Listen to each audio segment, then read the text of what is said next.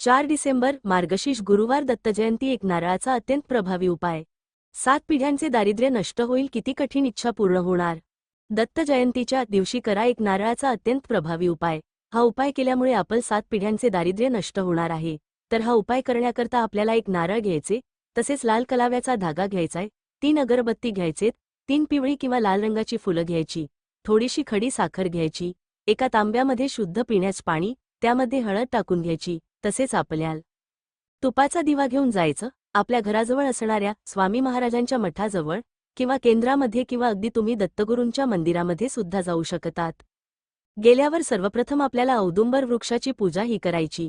औदुंबर वृक्षाजवळ आपल्याला दिवा प्रज्वली करायचं, जल अर्पण करायचं। औदुंबर वृक्षाच्या झाडाला नारळ हातामध्ये घेऊनच आपल्याला 11 प्रदक्षिणा करायचेत आणि त्यानंतर आपल्याला स्वामी महाराजांच्या किंवा दत्तगुरूंच्या मंदिरात जायचं। नारळ घ्यायचा, नारळावर आपल्याला 3 फुलं ठेवायचेत, तसेच 3 अगरबत्ती प्रज्वलित करून घ्यायचे, त्यावर थोडीशी खडी साखर ठेवायची आहे आणि त्यानंतर आपली इच्छा बोलून हे नारळ अर्पण करायचा आहेत। नक्की करा, तुमची इच्छा स्वामी नक्की पूर्ण करतील।